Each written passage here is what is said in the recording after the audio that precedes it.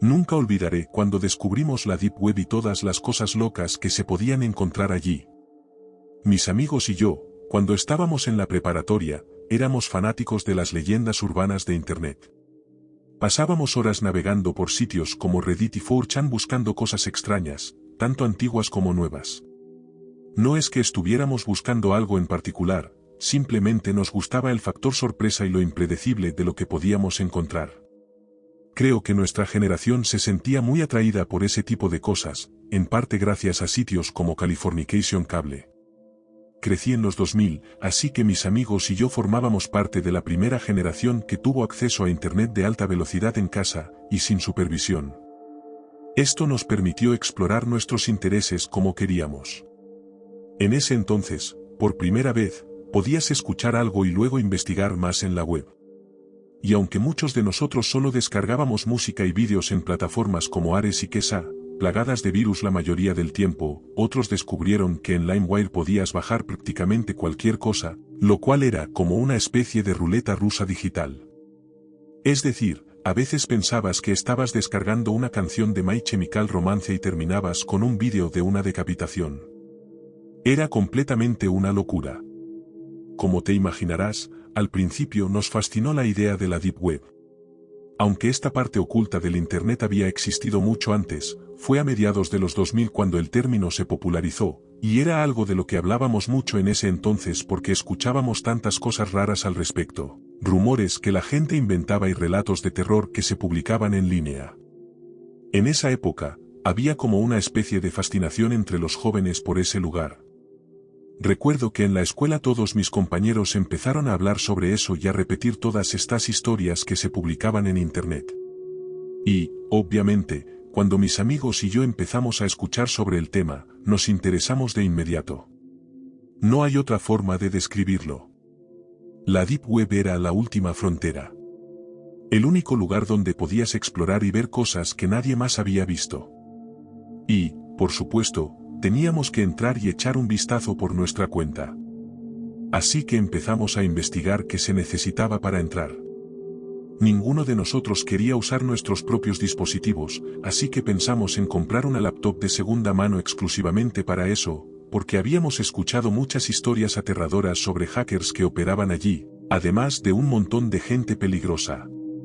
La verdad es que hicimos una investigación bastante intensa antes de intentar dar cualquier paso en ese sentido. Claro, siendo estudiantes de preparatoria, no teníamos suficiente dinero para comprar una computadora por nuestra cuenta, pero el deseo de aventurarnos era demasiado fuerte. Un día me cansé de esperar y decidí hacerlo por mi cuenta. No es que entrar a la Deep Web sea ilegal. Lo que importa es lo que haces una vez que estás dentro. Les dije a mis amigos que lo haría desde mi computadora en casa. Me tomó un par de días de investigación, pero lo logré. No voy a explicar cómo, para que no cometas los mismos errores que yo, pero digamos que necesitas un navegador especial para eso. Si realmente quieres entrar, tendrás que averiguarlo por tu cuenta. El caso es que hice los ajustes necesarios, descargué el software y comencé a experimentar. Entrar a la Deep Web es más fácil de lo que dicen. Lo difícil es navegar.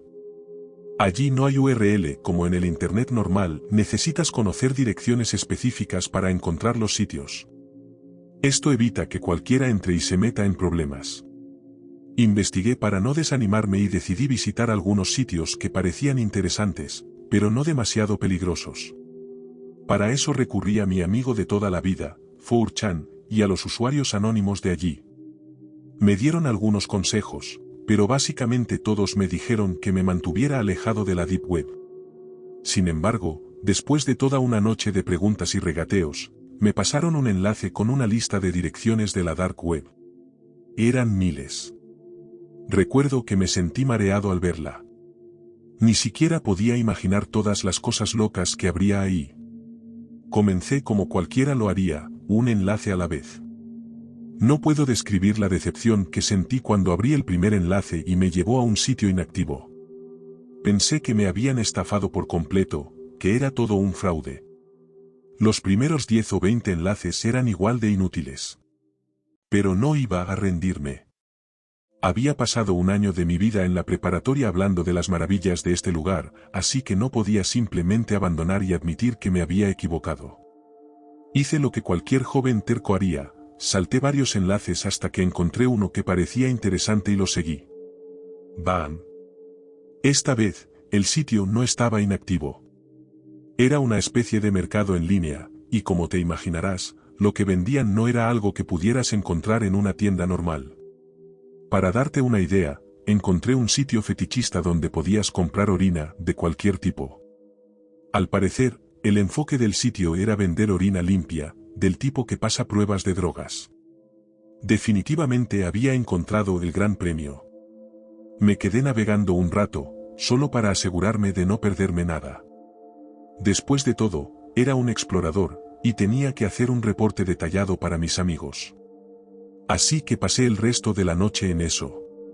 Tan lento y metódico como puede ser investigar, mis amigos estaban alucinando cuando les conté todo lo que había encontrado en la Deep Web.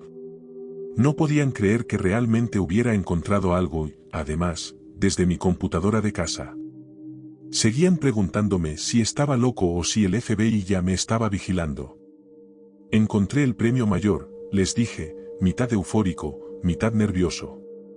Durante las semanas siguientes, mis amigos venían casi todos los días después de la escuela, usualmente cuando mis padres estaban en el trabajo, y probábamos varias URL al azar de la lista que habíamos copiado.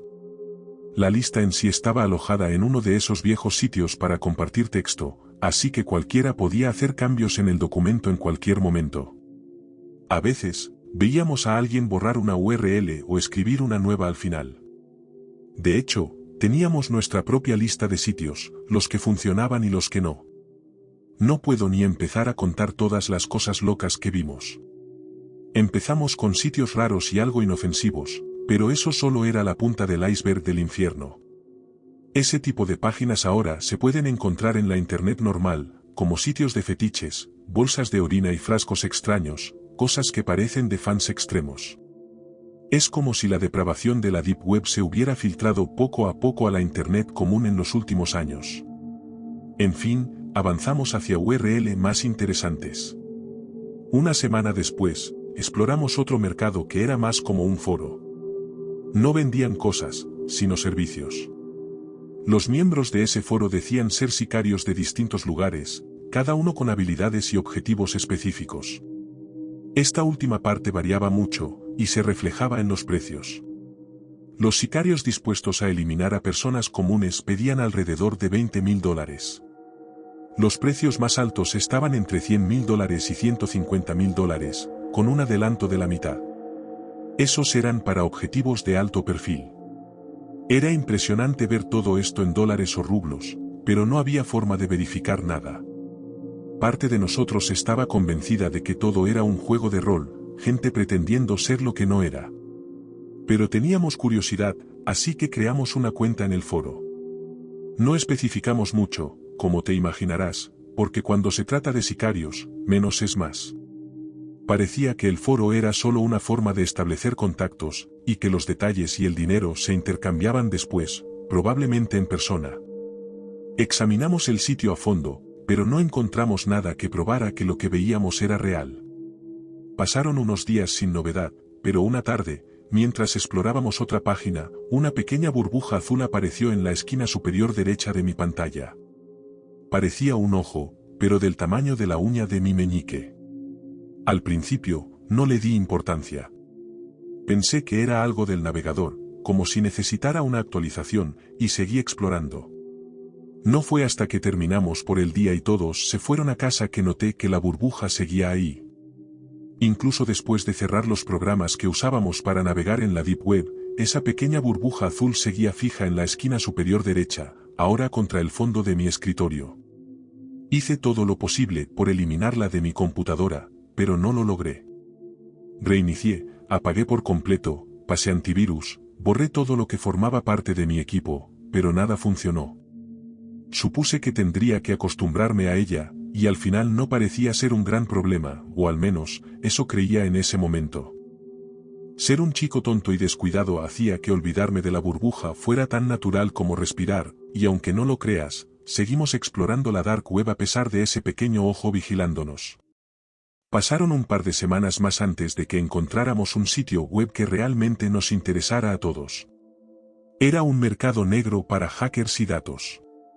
Allí, los hackers tenían sus currículums detallando las cosas que podían hacer por ti, e incluso algunas cosas que podían enseñarte. Era como un centro para el robo de contraseñas y acceso sigiloso a puertas traseras. Por alguna razón, estar en este sitio no nos asustaba, a pesar de que parecía ser el lugar donde realmente podían pasar cosas malas. Este es el efecto de cuando empiezas a sentirte confiado, pierdes el miedo y te vuelves descuidado, y en nuestro caso, al punto de no ver el peligro justo frente a nosotros. Estuvimos navegando por esa página un rato, hasta que un día, la pequeña burbuja azul desapareció de la esquina de la pantalla. Nos miramos y nos reímos, dejando pasar el susto. Seguimos explorando el sitio web y, de repente, apareció un cuadro de texto en la pantalla, de color gris. Como los tontos adolescentes que éramos, comenzamos a gritar y a celebrar como si acabáramos de pasar de nivel en un videojuego, aunque no teníamos idea de lo que habíamos encontrado. El mensaje decía algo así: Hola, soy uno de los administradores de este sitio. Registramos a todos los que pasan por aquí lo mejor que podemos, pero he estado monitoreando su actividad desde que llegaron por primera vez. Los he visto en nuestros servidores todos los días y he llegado a la conclusión de que no tienen ningún interés en comprar o usar los servicios listados. Sospecho que, incluso si tuvieran interés, no tendrían forma de pagar por ellos, porque son un grupo de chicos de secundaria jugando con cosas que no entienden. El mensaje continuó explicando que no estábamos en problemas y que al equipo de administración no le importaba que estuviéramos mirando, pero que a otros sí les importaría. Debido a la naturaleza sensible del sitio, muchos hackers reales merodeaban justo bajo la superficie, y como estaba usando mi computadora personal con la conexión de internet familiar y sin ningún tipo de protección antivirus, mi conexión a la dark web era como un cartel luminoso rojo con toda mi información personal. No tenía idea de que mi presencia en cada página web era una invitación para que otros vinieran a aprovecharse de mí. Entonces, el administrador dijo que si tomaba más precauciones para proteger mi conexión, estaría seguro explorando. Me preguntó si había notado una pequeña burbuja azul en la pantalla de mi monitor. Respondí que sí, que había estado ahí por una semana o dos. El administrador me explicó que había recogido a un hitchhiker en uno de esos sitios oscuros y que esa persona estaba rastreando todo lo que hacía. No podían verme a través de la pantalla ni nada parecido, pero sí podían observar todo lo que hacía en mi internet doméstico, probablemente tratando de chantajearme. El administrador también explicó que, cuando investigó mi conexión, se tomó la libertad de eliminar a mi hitchhiker. Deberías desconectarte ahora si sabes lo que te conviene, fue el último mensaje que recibí de él. Todos nos miramos con la misma expresión de incredulidad. Siendo adolescentes de secundaria, necesitábamos algo más que un mensaje inquietante para convencernos. Uno de mis amigos se inclinó sobre mi hombro y escribió: ¿Cómo sabemos que esto es real? Cualquiera podría estar inventándolo. El administrador respondió con mi nombre completo y los nombres completos de varios amigos dentro de la sala, así como el nombre de la escuela a la que asistíamos. También incluyó los nombres de mis padres, mi dirección completa y una advertencia adicional. En la dark web, solo hay dos maneras de aprender que esto no es un juego. La fácil, como ahora, o la difícil, y te aseguro que no querrás descubrirla. Ya cumplí con advertirte. Ahora, tú decides. Después de este último mensaje, el administrador desconectó. Tras ese mensaje, hubo un silencio tenso en la habitación. Creo que todos sentimos el mismo escalofrío recorriéndonos el cuerpo, ese que te advierte que tu vida está realmente en peligro. En ese momento, nos miramos con los ojos desorbitados y el miedo reflejado claramente en nuestras caras. Inmediatamente desconecté todo, reseteé el router y, desde entonces, nunca volví a asomar la nariz en la dark web.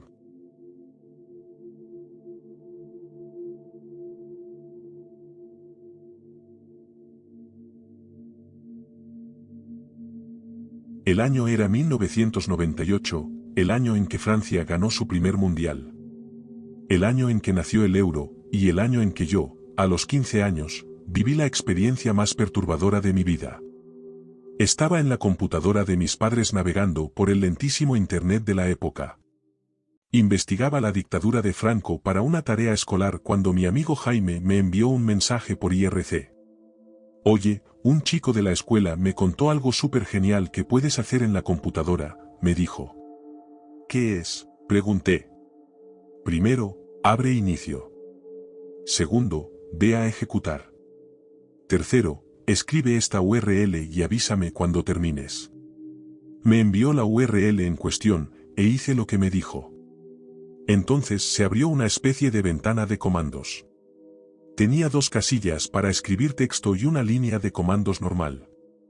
Le avisé a Jaime cuando terminé, y me dijo, en una casilla escribe tu nombre, en la otra una contraseña, y en la última, la palabra Bardio. Seguí sus instrucciones al pie de la letra, y luego se abrió una casilla que me pedía un apodo, así que puse sin nombre.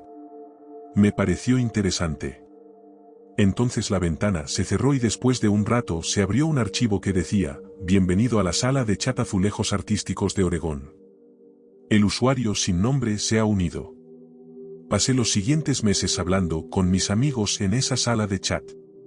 No tenía ni idea de quién la había creado ni de cómo funcionaba. Al parecer, esa sala de chat solo funcionaba en el área de Oregón, así que en teoría podías hablar con cualquiera de allí. Pero en la práctica, los únicos que estábamos allí éramos Jaime, yo y un par de personas más. También había un chico del instituto que vivía al otro lado de la ciudad, y una vez apareció alguien que decía trabajar en soporte técnico para una compañía de seguros, pero se fue rápidamente cuando solo le respondimos con un ¿a qué escuela vas? No sé por qué usábamos esa sala en lugar de una normal, quizá nos gustaba el rollo secreto y clandestino. Pero una mañana de otoño me llevé una sorpresa. Me habían hecho administrador. No tenía ni idea de quién lo había hecho, pero me pavoneé delante de mis amigos durante varios días. Podía cambiar lo que la gente escribía para hacer que parecieran tontos, aunque la verdad es que no usaba mucho mis poderes, principalmente porque no sabía cómo. Hasta que un día inicié sesión y vi que los mensajes anónimos a los administradores no estaban vacíos, como de costumbre. Ojalá nunca hubiera mirado. Era una historia muy larga de una usuaria llamada Sara6754, escrita en varios mensajes cortos. Contaba cómo sus padres la maltrataban, no la dejaban salir de casa, y cómo se escabullía para conectarse a Internet. Esa noche, Sara6754 nos contó que había visto la sala de chat abierta en la computadora de su padre e iba a contárselo a quien pudiera. Le pregunté quién era y le dije que si fuera cierto, ya habría llamado a la policía.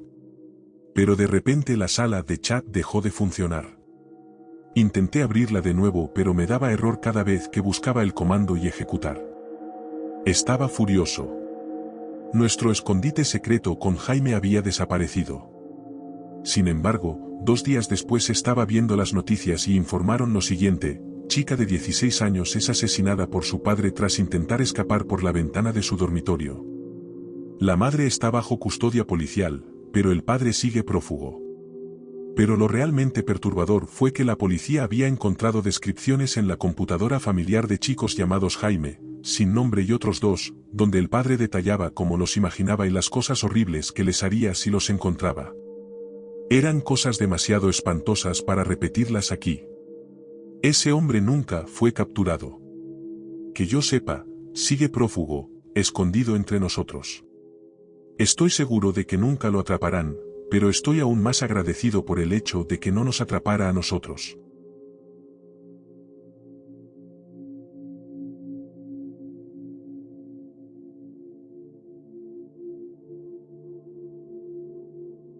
Esto ocurrió hace muchos años, cuando Silk Road 1 estaba en su apogeo. En ese tiempo, estaba buscando una sustancia específica, pero en mi área no podía encontrarla a un precio decente. Era frustrante, porque antes era fácil conseguirla, pero por alguna razón todo se había agotado y la gente buscaba alternativas. Algunos amigos del bajo mundo me hablaron de Tor, la red Onion, y de cómo acceder a un lugar llamado Silk Road. Para quienes no lo sepan, Tor es como el Google Chrome de la web oscura, el programa necesario para entrar a esas direcciones raras que solo existen allí. Silk Road era un mercado en la web oscura donde podías comprar y vender casi cualquier cosa, usando Bitcoin y confiando en un sistema de reputación para asegurarte de recibir lo que pagabas. Viéndolo en retrospectiva, toda la experiencia parece surrealista, pero en su momento era una de las cosas más fascinantes del Internet a finales del milenio. Tor se llamaba The Onion Router porque cambiaba tu dirección IP al azar con cada clic. Un minuto estabas en Ohio, el siguiente en Guatemala, y luego en Oslo. Era imposible rastrearlo, a menos que, claro, el sistema tuviera maneras de seguirte, pero esa es otra historia. La cuestión es que me conecté, ingresé a la web oscura y llegué a Silk Road. Parecía bastante sencillo, así que publiqué un anuncio como si estuviera cualquier foro. Hola, estoy buscando hongos, por favor respondan. Era básico y un poco tonto, pero no tenía muchas opciones. Le di publicar y esperé. A la mañana siguiente revisé y no había ningún anuncio. Pensé, ¿qué estaba pensando? Pero unos días después, alguien respondió. Tenía lo que estaba buscando y me pidió que le enviara un mensaje privado. Accedí y comenzamos a hablar de los detalles. De repente, me vi aceptando enviarle casi $1000 a un desconocido. Era mucho más de lo que planeaba gastar, pero por alguna razón este tipo me cayó bien. Supongo que los vendedores de drogas carismáticos tienen ese efecto. Así fue como supe que era legítimo. Solo tenía $400 reservados para la compra, así que los otros $600 saldrían de mi renta y las facturas del mes. Tuve que convertir todo a Bitcoin y enviarlo a una billetera digital aleatoria. En ese momento, todo me parecía muy futurista y emocionante. Después del pago, el tipo accedió a enviarme una onza de hongos por semana durante 5 semanas consecutivas. El retraso era por seguridad y me permitiría vender más con el tiempo. Todo tenía sentido para mí. Pero el envío nunca llegó. Pasaron 2 semanas, nada, y la cuenta del tipo desapareció de mi lista de contactos. Ese carisma que sentí era el de un estafador, y no pude notarlo a través de la pantalla. Me sentí como un completo idiota. No había nada que pudiera hacer. El verdadero problema era que planeaba vender ese primer envío para cubrir el dinero de la renta que había gastado. No iba a poder pagar en 2 semanas. Llegó el primero del mes, y estaba hasta el cuello en deudas. Así que hice lo único que se me ocurrió para desquitarme, dejé una mala reseña sobre ese tipo en Silk Road. Escribí que me había estafado, que probablemente había engañado a mucha gente y que no le dieran dinero. No hagan negocios con este tipo. Seguro les robará su dinero, puse. Pasaron algunos días después de haber dejado esa reseña negativa, y aunque no esperaba que sirviera de mucho, al menos me quedaba la pequeña satisfacción de haber expuesto al estafador. Pero la frustración seguía pesando. Cada vez que pensaba en los $1000 que había perdido, sentía que me consumía la rabia. Mi situación financiera era un desastre y no veía cómo salir del lío en el que me había metido. Una noche, mientras caminaba de regreso a casa después de un turno largo en un trabajo temporal, tuve una sensación extraña, como si alguien me estuviera siguiendo. No era raro sentirme paranoico últimamente, pero esta vez era diferente. El eco de mis pasos en la calle vacía parecía estar acompañado por otro par, que se detenían cada vez que yo lo hacía. Miré rápidamente por encima del hombro, pero no vi a nadie. Apresuré el paso, el corazón latiéndome con fuerza, y al llegar al callejón que conectaba con mi edificio, algo me golpeó con fuerza por detrás. No tuve tiempo de reaccionar. Sentí como me arrastraban hacia la oscuridad mientras mi mente se llenaba de pánico. Intenté gritar, pero en ese momento no había nada que pudiera hacer. Me tenía atrapado. Cuando desperté, vi su horrible rostro, sus ojos mirándome intensamente mientras me dedicaba una sonrisa extremadamente siniestra. Estaba en un sótano, atado a una mesa y rodeado de dispositivos médicos. Quise gritar, pero no podía. Solo podía observar cómo se acercaba con una enorme aguja en la mano, que luego le entregó a otro hombre vestido con una bata de hospital. Después, todo se volvió oscuro otra vez. Cuando volví a abrir los ojos, estaba en el mismo lugar donde había sido atacado. Estaba gimiendo, confundido, mientras un grupo de policías corría hacia mí. ¿Qué demonios había pasado? Parecía estar bien, o al menos eso pensé por un momento. Creí que todo había sido una pesadilla, pero los hechos confirmaron que no lo era. Todo había sido muy real, y las cosas eran mucho peores de lo que jamás habría imaginado. Después de eso, intenté olvidar todo y concentrarme en conseguir dinero para pagar las cuentas. Fue agotador, pero conseguí algunos trabajos extra y vendí algunas cosas. Poco a poco empecé a ahorrar para el mes siguiente, aunque mi vida se complicó bastante. Un día llegué a casa cansado, con ganas de relajarme y pasar un rato en la computadora. Al recordar aquella pésima experiencia en la web oscura, decidí echar un vistazo a mi publicación en Silk Road. Ahí estaba. Un mensaje nuevo. Hola, soy un vendedor confiable de Silk Road. Vi tu publicación sobre el estafador. Tuve un encuentro con él hace unos días. También intentó estafarme, así que estoy tomando represalias.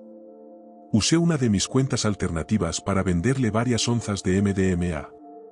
Ya pagó, pero lo que le envié fue un cuarto de libra de azúcar y una nota con una carita triste junto a su nombre completo. ¿Hay algo más que quisieras que le pase a este usuario? No tenía idea de quién era esa persona, pero sus palabras me dejaron pensando en las posibilidades. Era como un extraño código de honor entre ladrones. La verdad, me fascinaba que el sistema de Silk Road tuviera una forma de corregirse a sí mismo.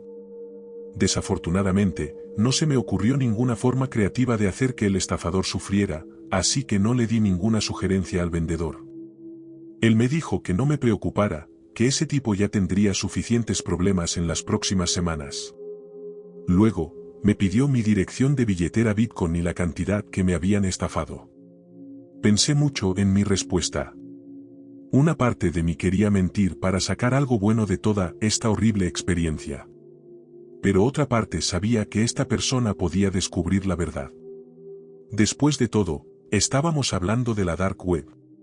Estas personas podían averiguarlo todo, y si mentía, el truco me podría salir caro. Así que le dije la verdad, por más loco que pareciera. Sorprendentemente, el vendedor me dijo que estaba bien y que pronto volvería a contactarme. No lo podía creer. Mi mala reseña iba a devolverme el dinero. Después de todo lo que había pasado, no estaba seguro de que nada de esto fuera real. Pero a la mañana siguiente, todo el dinero estaba de regreso en mi billetera. Ojalá pudiera explicar la sensación que tuve, como si mi alma hubiera salido de mi cuerpo en algún momento y ahora regresara a él. Volví a creer en la humanidad, y ciertamente gané un profundo respeto por la comunidad de la Dark Web.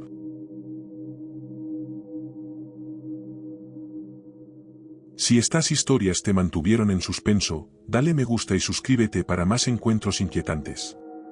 Activa las notificaciones porque no querrás perderte lo que viene a continuación. Mantente a salvo, mantente alerta y recuerda. Gracias por escuchar, y nos vemos en la próxima noche.